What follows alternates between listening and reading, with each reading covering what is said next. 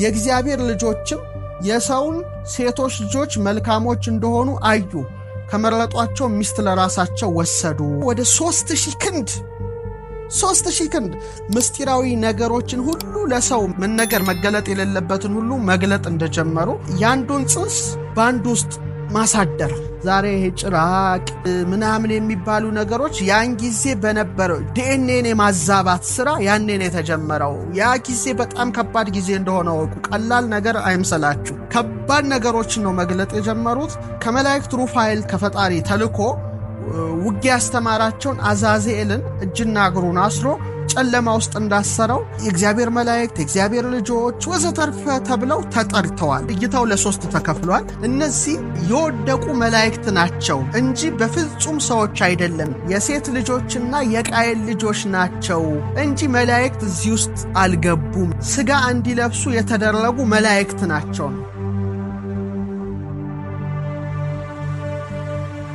የወደቁት መላእክት በተለይ በዘመነ ያሬድ እነ ሄኖክ ዘመን እነ ኖህ ዘመን የተከሰተው ክስተት ምንድነው? እነዛስ በእውኑ መላእክት ናቸው አይደሉም የሚለውን ነገር ሁሉ ነው ዳሰን የምናየው። እንግዲህ ራይት ይባላሉ በእኛ አጠራር ወይም ኔፍሊም ይባላሉ።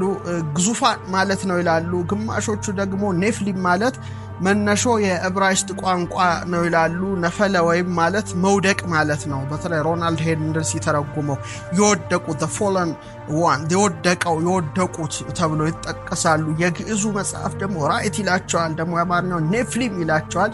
ኔፍሊም እንግዲህ የወደቁ መሆናቸውን ወይም ጃይንት ግዙፋን መሆናቸውን ነው የሚጠቁመው።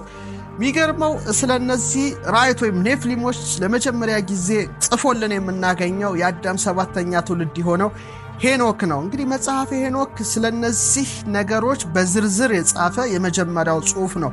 ግን መጽሐፈ ሄኖክ በብዙ ሀገር ተቆራርጦ ተበታትኖ ያለ እንጂ እንደ ኢትዮጵያ በምልአት ወይም በሙሉ መዝገብነት የተገኘ አልነበረም። ኢትዮጵያ ግን ለብዙ ዘመናት ይሄ መጽሐፍ ሲነበብ፣ ሲተረጎም፣ ሲመሰጠር፣ ሲራቀቅ፣ ሲተነተን በሊቃውንቱ እጅ ስለነበረ መጽሐፈ ሄኖክ ለኢትዮጵያውያን እንግዳ አልነበረም።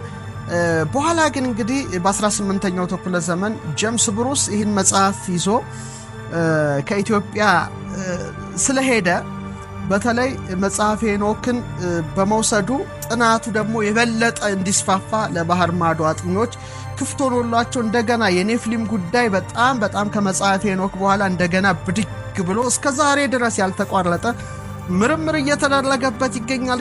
ሄኖክ እንዲህ ብሎ ጽፏል። የአዳም 7ኛ ትውልድ የሆነው ሄኖክ የሰው ልጆች